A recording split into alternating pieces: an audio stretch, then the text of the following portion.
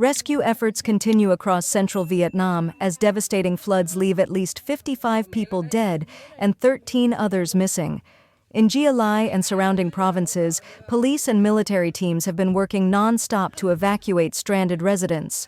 Footage shows officers rescuing babies, elderly people, and families trapped by rising waters.